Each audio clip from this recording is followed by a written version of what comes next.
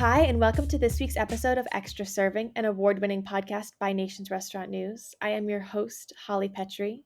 This week, we're going to be talking about Texas Roadhouse, who bucked the trends with its traffic. What does this mean for the industry, and is it an outlier? Next, we're going to be talking about subscription programs. Are they the next big loyalty trend? Joanna Fantozzi seems to think so. And then we're going to be talking about Starbucks, which introduced olive oil into its drinks? Question mark. Has it gone too far, or is this a brand new trend? Before we get into that, I'm going to turn it over to my co-hosts. I'm Sam Oches, editor-in-chief of Nation's Restaurant News. And I'm Leigh Anne Zinsmeister, managing editor of Nation's Restaurant News. Well, guys, we did it once again. Here we are for our podcast. We're all sitting down together. I haven't seen Leigh Anne in 2 weeks, so we really have not seen each other since then. So here we are. Chalk that up as a win. Holly and I have different feelings about that sentence. Also, didn't I see you last week? No, I didn't go into the office last week. No. Wow. What was that? Glad I made an impression. Supposed to be in the office 2 days a week? I sure pay attention. Oh. Are you sure you weren't there? I feel like you were there last week. I know you weren't there yesterday. No, I was not. Not there with the food, but next week is all about food. We're filming menu trackers, so that should be fun for everyone at the office. Sam, will you be joining us? I will not. No, I'm sorry. Not in New York next week, unfortunately. I will be in Rhode Island for the very first time in my life next week, so I'm not going to be far. But no, I will not be joining you. Sorry. Although, food. I do like getting free food and sampling lots of fun new menu items. So next time I'm in New York, menu tracker, let's make sure we time it together. We did it one time when you were here. Sure did. And was it exciting? Was it fun? Yeah, I got like 3 bites into the food and I was like, you know what? Never mind. This isn't as good as I thought it would be. Sometimes it is as good as you think it would be. Sometimes it's better. The problem is, the whole food that's supposed to be hot and food that's supposed to be cold, you want it at its peak performance, right? And so I tend to get to the food last among our team, and it is a very mediocre temperature, and at that point, it's very unimpressive. So I just need to. We also wait for all the food to be delivered, and then we wait for Brett to try everything and give his opinion on camera. So it's never at its peak temperature, even when the first person gets to eat. So, and then there's I think filming menu trackers sounds more fun than it really is in practice. Yeah. Usually, too, I get the message from Holly while I'm sitting in a conference room in the middle of a 3-hour meeting, and Holly's like, "Hey, the food's here," and I'm like, "We'll get to it, 2 hours from now." This is me. Well, you know what? Holly. It was not mediocre. This weekend, I had Burger King for the first time. This is incredible. We need a bingo card for Holly of QSRs that she has not had before, because we've accomplished Taco Bell. What were the other ones that you'd never had before? But I had Taco Bell for breakfast yesterday, by the way. So I'm really in my QSR you went from 0 to 60 with Taco Bell. Let's be honest. But there was one other one. Was it Wendy's? There was another one you've never been to that we had.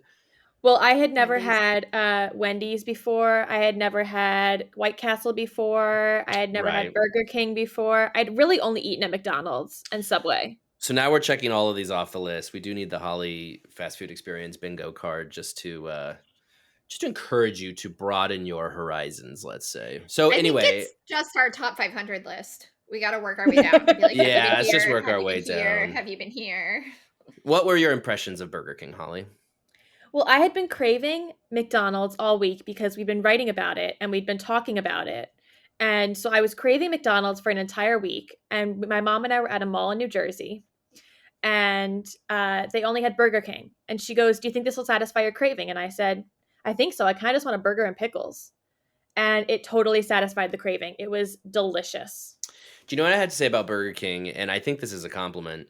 I think Burger King has one of the most distinct fast food flavors. If you like blindfolded me and put in front of me McDonald's, Wendy's, Burger King, I think Burger King's going to be the easiest one for me to identify. I think it's the char grill nature of their burgers, but there's something very Burger King about it, which I think is a good thing, right? Because it means that they've got something that sets them apart from the competition.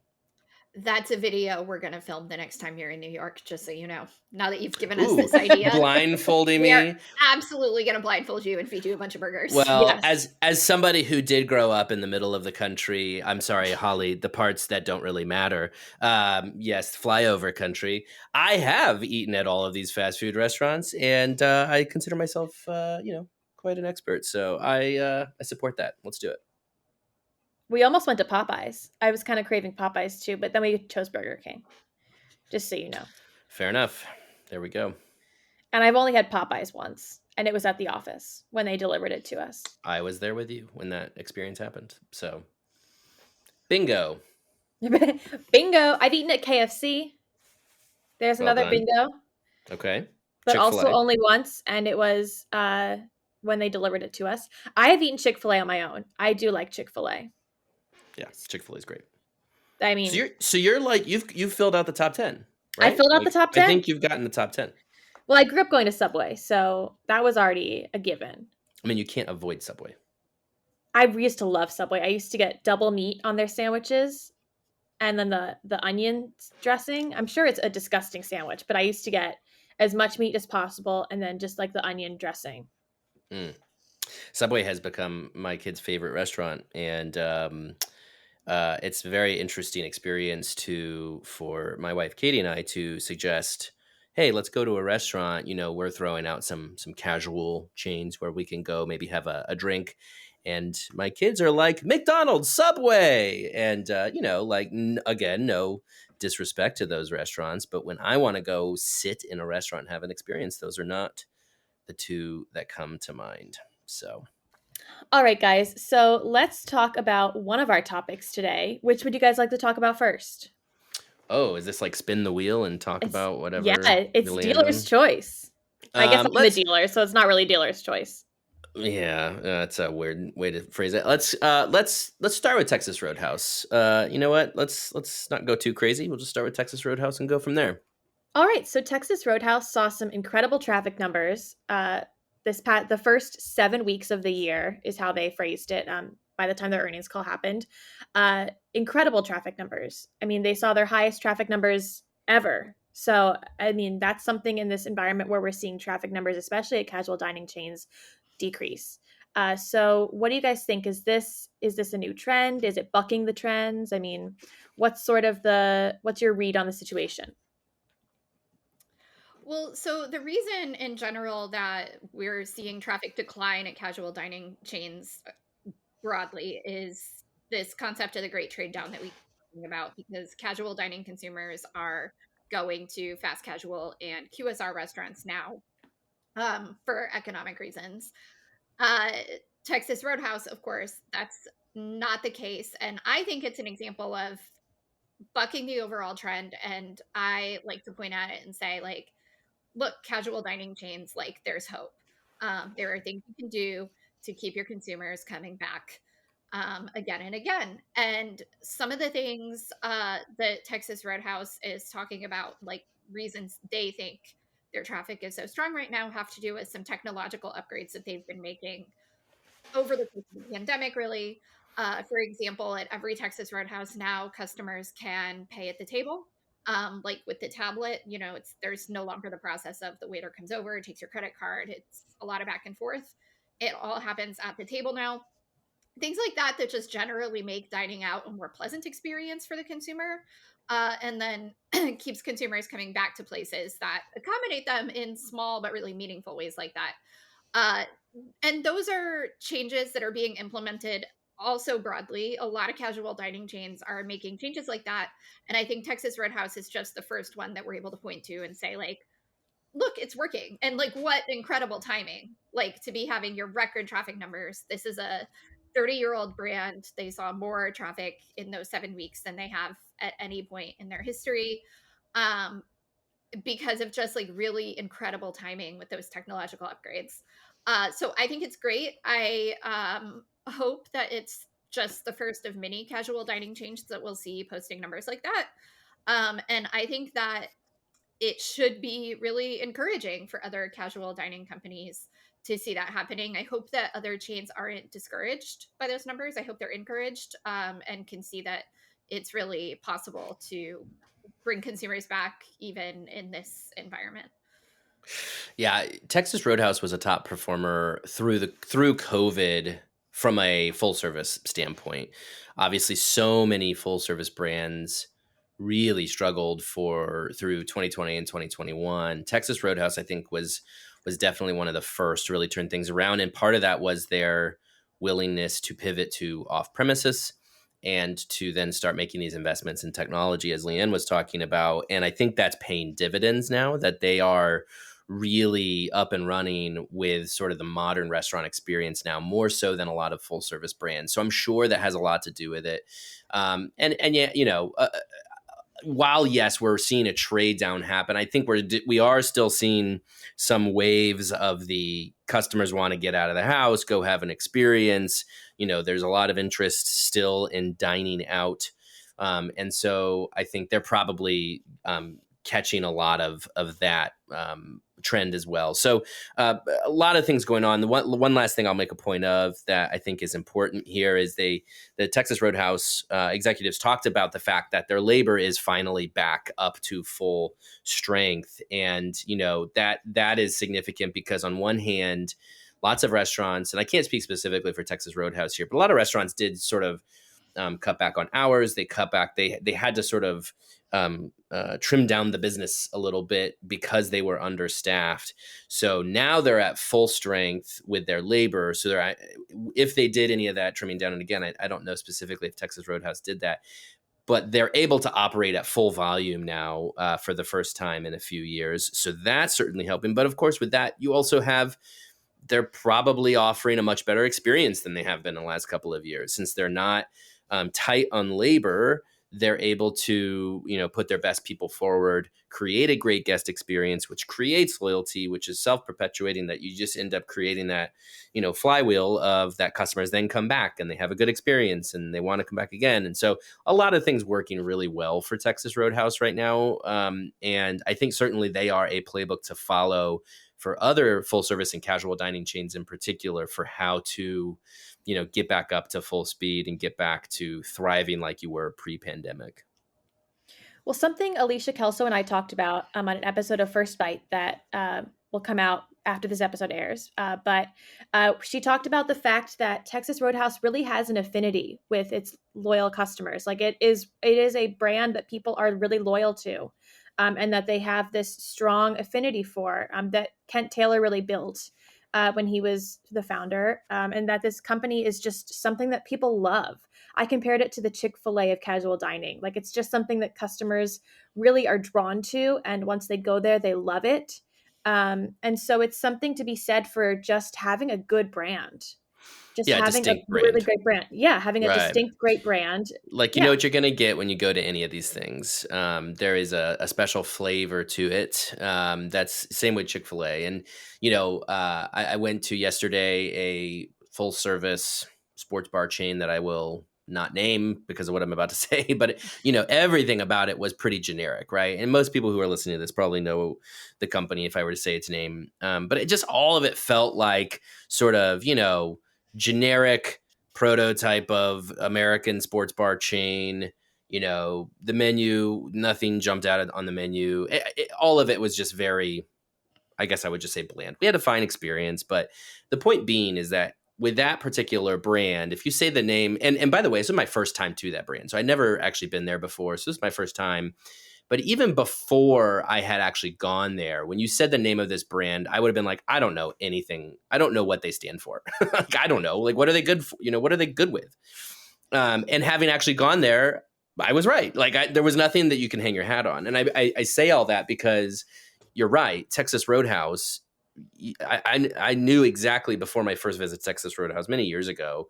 I probably knew already what they stood for, and now I can see the brand of what Texas Roadhouse represents in my head. I know what they're all about, Same with Chick-fil-A, a lot of other brands that do this really, really well. And that you have to create that expectation with the customer. There has to be a distinct brand difference that they're choosing Texas Roadhouse over Longhorn, over other full service or casual dining concepts that they might go to, because that's important to them. Well, and something that Alicia and I talked about was the fact that they have these concepts called Bubba 33 and Jaggers, and that Kent Taylor created them because he got the cold shoulder from the Buffalo Wild Wing executives at a conference, and he said, "I want to create this concept that can compete with you." And I just thought that was just like such a really interesting anecdote, and just something that I thought was something that still made them stand out. Like that the fact that he wanted to create new brands and that he wanted to create brands to compete with people who weren't really paying attention to him when he was somebody who had created this great brand already. All right, so let's talk about Starbucks. I will choose now, and we will talk about Starbucks. So what do you guys think about the latest Starbucks drinks that have olive oil in them? I mean, I guess it's kind of like when coffee had butter in it. So I mean, I guess it's kind of like along the same lines, but I mean, Starbucks is introducing olive oil into its coffee drinks in Italy. It was part of like Howard Schultz's big shebang in his last earnings call. To be clear, they're not adding olive oil to all of their coffee drinks, which No, like not all of their coffee the drinks. way No. some people Boy, the way like some people that would say be a these jump. sentences, I'm like, no, they're not adding it to all their coffee drinks. It's like a new line of coffee drinks that has olive oil in it. You can still get your coffee olive oil free. Yes, you can still get your coffee Which without is what olive oil I in it. intend to do. Imagine if they were like, nope, sorry, everybody has to have olive oil. All, millions and millions and millions. Mandatory. This is it. You must have olive oil in your coffee now. That'd be a boon to the olive oil industry. Look, my thought to answer your question, Holly, is ew. Now, I will say I have never had. Is it Bulletproof? Is that the one that's the butter in your coffee? Yeah. Never had that, so I am probably not one to speak. I'm a fairly traditional coffee guy.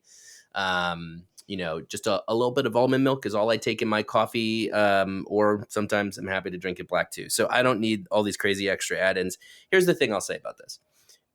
As if we are to believe this, this was a Howard Schultz development, that Howard Schultz himself had olive oil in his coffee and light bulb moment. I don't know if that's true. That sort of seems like one of those stories they like to say. But let's say it's true. And look, I don't think Howard Schultz listens to this podcast. If he did, he knows our feelings on Starbucks. We would have heard from him if he was a listener. But if this was, that would have been really cool. Hi, Howard, if you're listening, much respect, but maybe turn off your headphones for a little bit.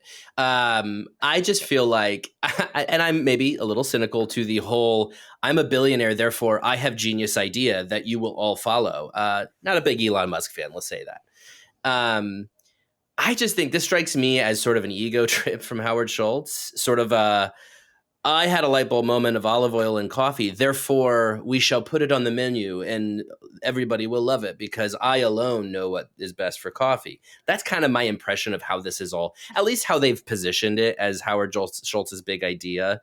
I might be wrong. Maybe olive oil and coffee is good. And, I will eat my words and drink a cup of it and move on to how I usually drink coffee. But I am going to go out on a limb here and guess this is a failure that we will talk about in a year from now and be like, hey, remember when Starbucks tried to put olive oil in coffee? I hope I'm probably being more cynical than I should be, but I don't think what Howard Schultz believes is a great beverage, therefore just happens to be a great beverage. So I'm skeptical of the whole thing. Yeah, I think, our food and beverage editor, Brett, pointed out that a lot of Americans in particular can be persuaded to drink something if they're told that it's good for them, or drink something or eat something. And so if they're able to play up whatever health benefits there may be, real or imagined, I think they could see some success with it in the US. I said something similar yesterday about comparing it to the butter in coffee. And the health benefits and whatnot. And someone pointed out to me that butter in coffee is really only one step away from like heavy cream in your coffee. So olive oil in that sense is like a much further leap. And I was like, okay, I still don't want either one of those things in my coffee, but I can see how butter maybe makes a little more sense from like a taste and texture perspective. So yes, I am also skeptical. I will likely try this once just to say that I did. Also, partly because I'm sure we'll find a way to expense it and make some sort of video about it at some point. So all the better for me. I can tell by the look on Sam's face that that's definitely going to happen. $7 beverage. I'm all right with that. That's the thing. But yeah, overall, I too am just skeptical, very open to being proved wrong. But I'm not like falling all over myself to call this, an immediate stroke of genius or anything. Sorry, Howard. Sorry, Howard. I'm kind of interested to try it. I'm like kind of down to try. I'm very excited about it. I think it's like something that's just, I think it's fun when somebody does something different. I mean, I think that coffee doesn't have a lot of like really fun innovation anymore. I feel like it's kind of tapered. And I just feel like this is something that's fun. It's interesting. It may fail, but at least they tried. Yeah, I mean, coffee as a category, it doesn't have a ton of innovation, right? I mean, outside of espresso beverages and straight black coffee, there's just not a whole lot going on in the category. So yeah, credit to them. They're trying something different. Yeah, and I mean, I feel like this is something that would only be available at their roasteries. Like, I could picture this being somehow part of their roasteries and involved with like their new rewards program and the metaverse. Like, I could see something like that happening as far as this goes. But I don't really see it being in like all the stores. Yeah, we'll see. We'll see what happens. I mean, we'll definitely see what happens. It's a big major news item. I feel like I've seen everybody covering it. Like, it's just been everywhere. I'm like Starbucks olive oil. I am intrigued by the marketing push on this one because, I mean, you're right that it's hard to innovate with coffee, but Starbucks itself does a decent amount of beverage innovation and launches new beverages on a fairly frequent basis. But it's been a long time since I've seen a marketing push like this from the company, like outside of TikTok users and things like that. So that side of it definitely interests me. It's like they really, really want this one to succeed. Well, you know who does a really great marketing push with their subscription program is Panera. They have their coffee subscription program. Nice segue. Thank you. Very well done. Well, Panera, their subscription program is going great, apparently. According to Panera, it's really just flying off the shelves. According to Panera is the best. It must be true. I mean, that's the only metrics we have is from Panera. So I'm just going off what we have. So, I mean, what do you guys think? They're now doing this like $0 thing and this whole like delivery. And I mean, they're expanding their subscription program. But they're just one of many who's doing subscription programs. I mean, Taco Bell had one. We're seeing it from several different companies. I mean, Joanna Fantozzi asked the question, are subscription programs the next loyalty program? Are they? I might be in a little bit of a spicy mood because our system here keeps kicking me off. So I feel like the resident curmudgeon today. So I just went through a process last week where I employed a technology to find out from my bank account which subscriptions I'm paying to show me basically all the subscriptions that I don't need anymore. And I found this to be a very helpful exercise.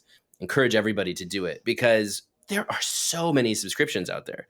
I mean, I'm subscribed to every darn streaming platform, any number of things. There's a lot of them, right? And so it was great because I was like, cancel. Most of them are like $5-6, like not a huge deal, but still, I think something that those with subscription programs are banking on, the power of the subscription program, is that people will sign up for them, set up an auto pay, and either forget about it or not spend as much money per month to justify the amount they're spending, right? So you're going to have some customers who sign up for, I don't know how much Panera's program is, but if it's $10, you're going to have people who sign up for $10 program and end up using it to get more than $10 value out of it. but you're also going to have a lot of people sign up for it and not go to Panera that month. So, and they get $10 from you regardless. So I do think it's smart in that regard as a business model. However, to my earlier point about what I'm doing with subscription programs, I can't imagine I'm the only person doing that. I do think that there will be subscription backlash. I think people will increasingly discover that we are getting nickel and dimed from every corner of our lives. And at some point, enough is enough, right? So this is where I think loyalty programs make a lot more sense, because it's all dependent upon your visit. It's all dependent upon the amount you spend there. You have control. A subscription program, you give up a lot of control.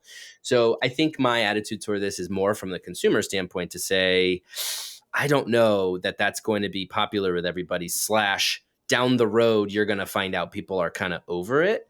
But for your high users, I mean, the customers who go to Panera every day, this makes a ton of sense, right? I mean, I understand that, but I guess I would just caution the subscription might not be for everybody, because I do think there is a ceiling for consumers with this stuff. I don't disagree. I do think that's part of the reason Panera is tacking a lot of extra perks onto its subscription program right now. So like a while back, they changed it so that I think Panera's used to be only for coffee, and now it's for all of their beverages. I do know it's for all of their beverages now. So if you want to go in the morning and get a coffee and then go in the afternoon and get a lemonade or whatever, like it's good on all of those. Now they're offering $0 delivery fees, extra like perks and discounts for subscription club members. I think the timing is really smart to bring it all like full circle. These are the kinds of programs that'll help restaurants maintain their traffic at a time when maintaining traffic can be really hard. And so in that sense, I think it's smart. You know, if you're someone who's going to the office every day and you go past, on your way to the office, you go past, say, like a Panera, a Starbucks, and a Dutch Bros, and you really need a coffee, if you have the Panera subscription, you're going to go to Panera. And then while you're there, maybe you also get a pastry. Or it's lunchtime and you go there to get the free lemonade, but you also get a salad. And so I think, I mean, those are kind of the obvious like upsides to a subscription program that we talked about before. But I think right now is a great time to push things like that and push like these extra perks. The other thing is that Panera also announced yesterday that they're offering an annual subscription. And so instead of paying per month, you can pay for a year and you save, I don't know, like $20 total. Which is kind of nice, because if in 6 months people are getting subscription fatigue, well, Panera already got a year's worth of money out of them.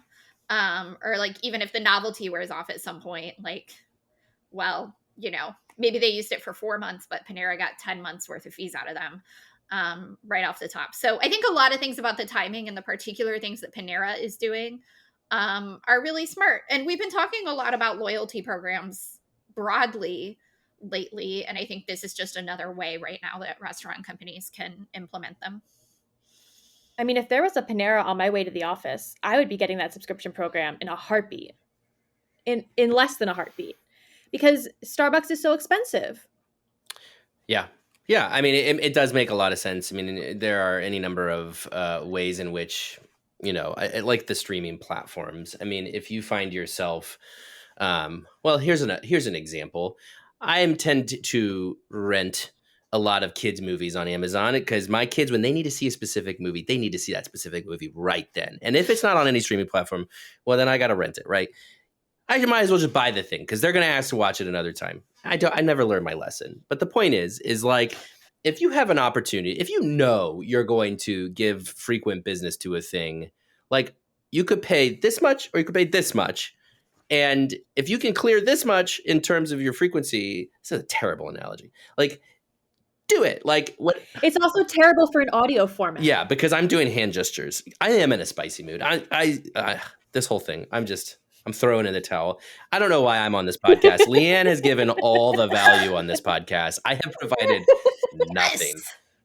I tap Holly, out. I'm going to need a clip of just that sentence to put in my folder for next year's performance review. Leigh Anne brings all the value to this podcast. Don't even know I'm Or gonna. just to play on repeat, just to play it on a loop and Thanks, find to yourself. This is why when I get flustered by technology, this is what you get. All right, well, I think we should do this every week. I was about to say it's time to end it because Sam is just gonna Quit the throw podcast. daggers out of his eyes. I'm gonna officially pull the plug on extra serving because I'm so frustrated. Well, don't do that. All right, I won't. Not this time.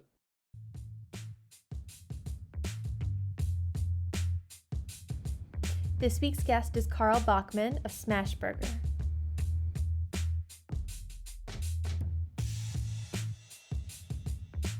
So yeah, just to start off with, could you tell me a bit about how you approach and think about technology and innovation at Smashburger? Yeah, I think we were way far behind in technology when I took over the organization. So I think the key to technology is to ease operations and to ease and to create a better customer experience. And I think there's a lot of opportunities there. I think in our industry, and you see this more abroad than even in the United States, but you're starting to see more and more that people become hardwired to this, the cell phone, to using apps, and whether it's online ordering through web online or an app itself. I think that's the wave of the future, and I think that we need to support that not only from customer facing but integrated through our restaurants. So we've made a lot of changes in technology, and we've added quite a few things. First and foremost, I think the thing we did was we moved to Olo as kind of the hub, if you will. And Olo is a much more stable organization and stable process for us and system. And what it does is has so many already existing integrations with a lot of our other partners. It makes it very easy to develop the technology. As technology changes and the consumer needs change and the employee needs change, I think you have to have that baseline or that hub. And that's what we found. Olo was a really strong hub for us to kind of kick off that integration, all those integrations. Yeah, That for makes sure. sense. And how important would you say are those tech integrations? I always say like making sure all of your tech vendors and various bells and whistles can talk to each other. It's vital that they communicate, not only just to use data to understand the consumer and the needs of the consumer, but really just overall functionality, especially when it comes to loyalty and rewards, ordering process and platform. It's vital that they communicate well. And if your hub, or what I like to call the hub, isn't the right hub, then you're in trouble, because you need those integrations and you need the ability to add technology. As we add virtual drive-throughs, as we add more and more people using apps and communicating back and forth to the consumer through the technology, that's why the hub becomes vital, and those integrations become vital. Yeah, for sure. And something in terms of innovation, I heard that you guys are testing virtual drive-throughs. What is that, and what would that look like? Oh, absolutely. Yeah, we are, and we're getting ready to open our first brand new one in Houston, Texas, here in the next few weeks. And we're converting. We have about 3 other existing drive-throughs we're converting to virtual drive-through. And virtual drive-through, simply what that means to us is basically taking your traditional drive-through, which is a 3-step process, right? You place an order, or you look at a menu, you place an order, you make a payment, and then you pick up your product. And as a result of that 3-step process, old school traditional drive-through would have 2 windows, maybe 3 windows, and then you end up with 30 or 40 cars stacked, right? So you have people there, and now you have people that are waiting in line, and cars waiting in line, and creating traffic congestion, taking up a lot of acreage. So you need a lot of space. And what virtual drive-through is basically eliminating those 3-step transactions into one, and saying, okay, all you're going to do is go to pull up to a drive-up window. We're going to hand you your product, and you're going to go. So it's convenience, speed. And so it's taking the first two steps of ordering and payment out of the process. So that's what we mean by virtual. So the idea is that you would pre-place your order, and through the technology and kind of the hub that I was talking about and the technology that we're integrating to that hub, it gives us the ability to know where the guest is.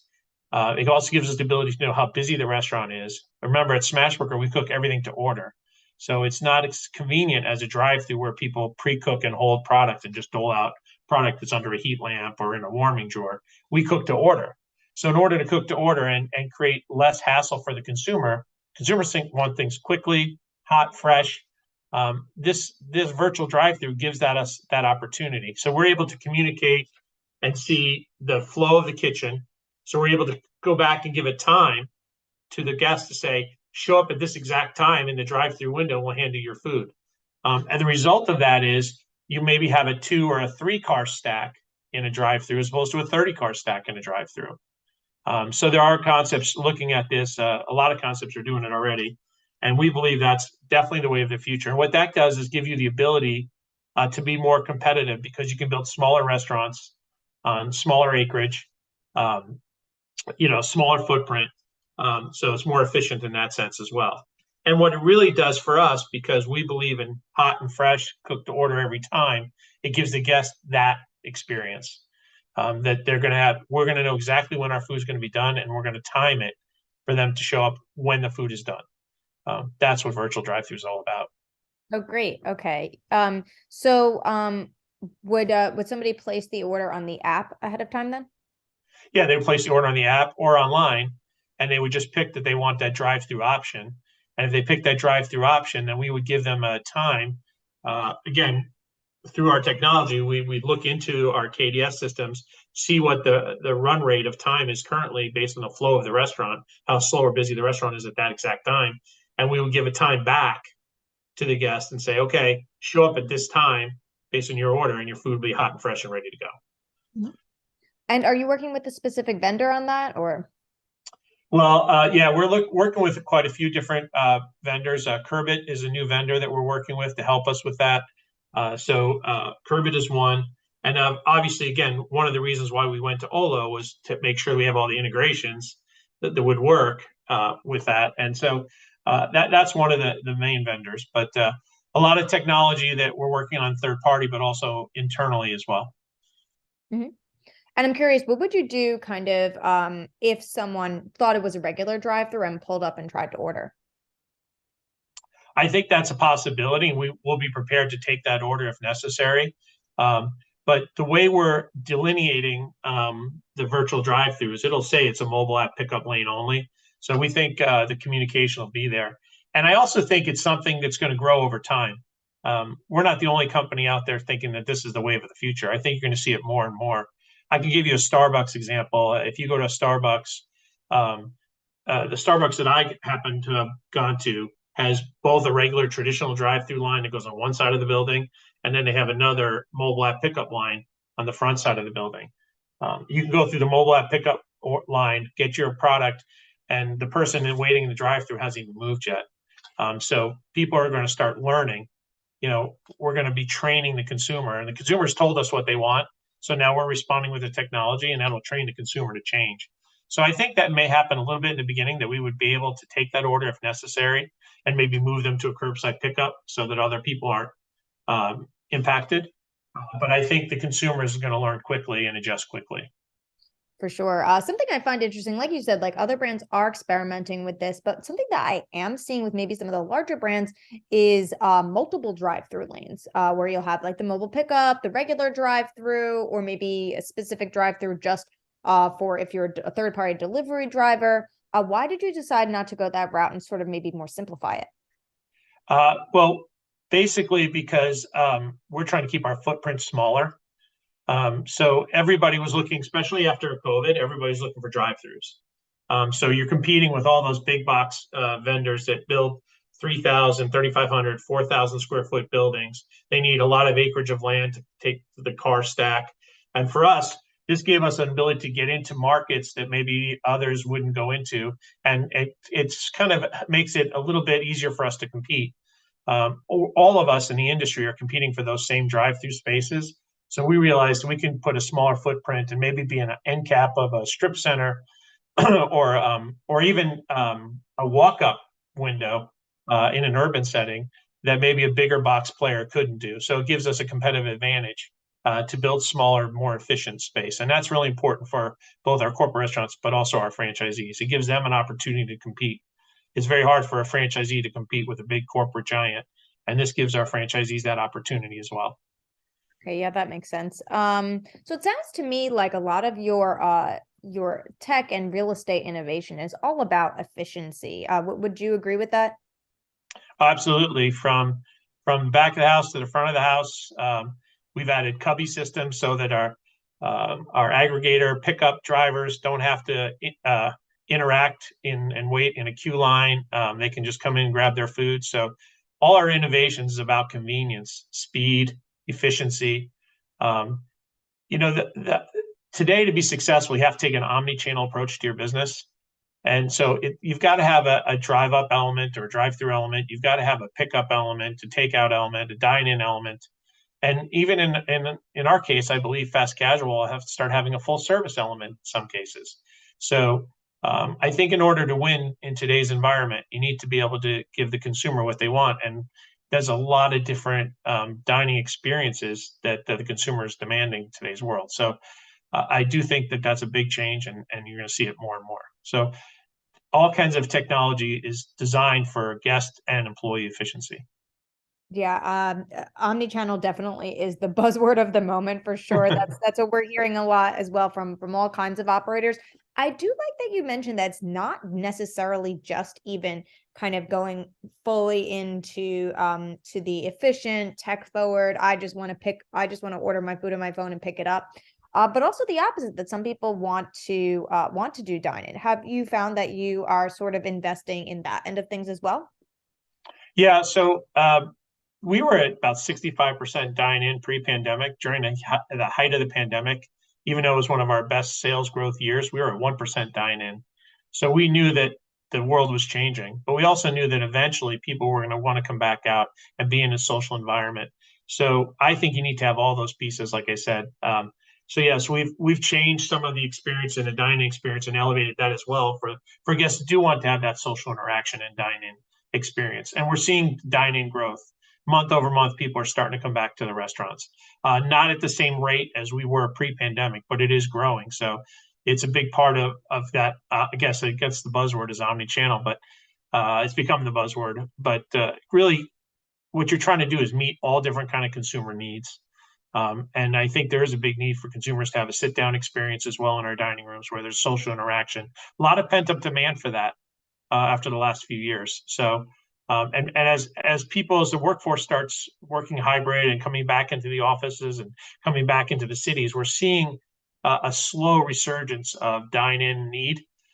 So, which I think bodes well for the entire industry, both fast casual and casual, that people are eventually going to want to get back to that social interaction and that communal feeling. So I think creating a better space, we've added technology there too. We've added charging stations to all the seating areas. We've added TVs for people that want to keep up with news and sports. So given in some of our larger non-traditional spaces, given a full service, even a casual full service bar experience, so that people have those choices. I think that's the key, is giving people choices. Give them a great quality product, but give them a choice of how they want to experience it. Yeah, I love that kind of the choice. That's I think what customers want is they don't just necessarily want everything fast and convenient from their phone and everything, although that's part of it, but they want to be able to experience their favorite restaurant in the way that they want to at the time that is, or the time of the way that is convenient for them. Yeah, we used to think it was I think in the industry used to think, oh, there was a different guest. It was always a different guest. Well, it's not really a different guest anymore. It's a guest that has different experiences. So if you're working in it during the day and you want a takeout experience or a drive-through experience because you're on a quick lunch, that may be a different experience than when you're with your family in the evening or with friends on the weekend. So it could be that same consumer having a need for a different experience. And I think that becomes very relevant in today's world. There are times when I know I want that quick quick, pick it up, go. I've got to get to the next space, and food for fuel. But there's also times when you want food for socialization and experiences like that, where I want to sit down and enjoy it and have some good atmosphere, good experience, good ambiance in a restaurant, even in fast casual, where I can experience with friends and family. So I think it's not so much two different customers. It's a lot of times it's the customer wanting a different experience. Yeah, for sure. And you mentioned that innovation also reaches way to the back of the house. So how have you guys been updating kitchen designs to kind of accommodate the new and changing customer needs and technology? Well, the first thing we did with kitchen design is open up our kitchens.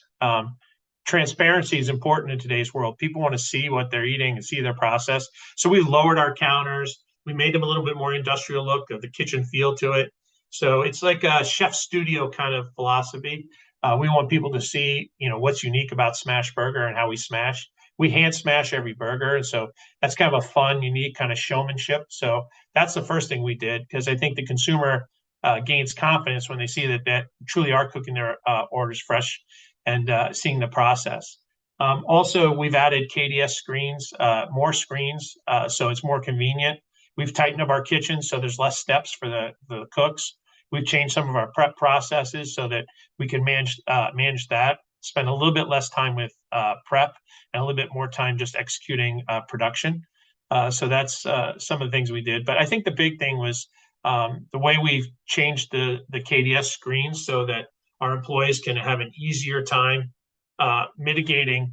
It's confusing for the employee, because when you have an omni-channel approach, you have a lot of different kind of tickets, right? So you have dine-in, you have drive-through, you have pickup, you have aggregators, you have delivery.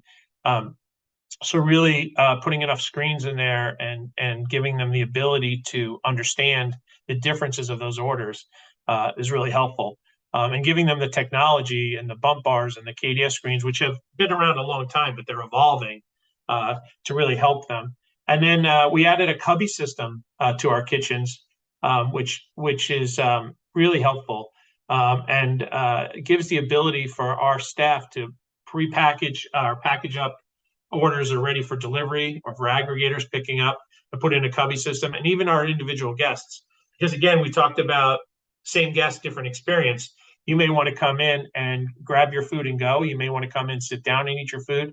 So we have cubbies that are for individual guests. So you can walk in and you'll see Carl in cubby 1, and your food will be right there and ready to go. So you don't have to interact. So giving people a different way to purchase our products is important. So the cubby system is kind of an extension of our expediting and kitchen system. And that's really been a big innovation for us, to give people that experience. And by the way, I think it helps everybody's experience if the delivery driver is able to come in, grab the food and go. The time is money for a delivery driver, and we want them to be successful too. And we want them to love our products and love our restaurants. So it's important that you give the drivers the right tools as well, so they can do their job. And by doing that, it also shortens your lines, shortens your time and your wait, because now it's almost like separate businesses. Kind of, again, that omni-channel approach sounds great, but you have to have the tools to execute all those channels. Great. And I think like the thing I'd love to know is kind of looking ahead toward the future. What would you say is on your to-do list for Smashburger this year or in the future? What would you want to implement? What are your goals? I think the biggest thing for us is continue to work on efficiency and technology around digital, whether it's marketing our business digitally, but also executing our orders digitally. So we've really focused in that, and that's where we're investing a lot of our capital and our time and our talents, is focusing in on the ever-changing consumer needs. To me, that is the business. And doing all of that without ever losing sight of taste and quality is number one for us. Fresh to order, highest quality products has to be that's your entry ticket, I think, today's world. That's the entry ticket. And how do we use technology to preserve quality and to preserve cook to order and fresh to order?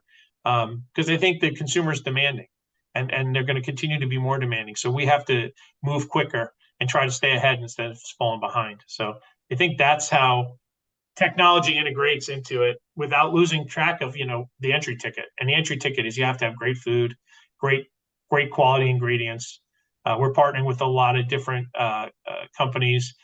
We just recently partnered with Eclipse for non-dairy items. So we have non-dairy milkshakes, which are selling great, and a great partner with Eclipse. We're testing Jack and Annie's, a jackfruit burger, which is a clean, fresh, plant-based burger. We just launched that this week. I think those are the things. So technology works from so many different levels, right? The technology in raw products and production, the technology in the restaurants, and how that interacts with the consumer. And that's ever changing. So being able to partner with some of these great quality partners and with their technology around food and giving people other options, I think are kind of the evolving changes in the industry. Okay, I think that's a great note to end on then. Thank you so much, Carl, for talking to me today. I really appreciate it.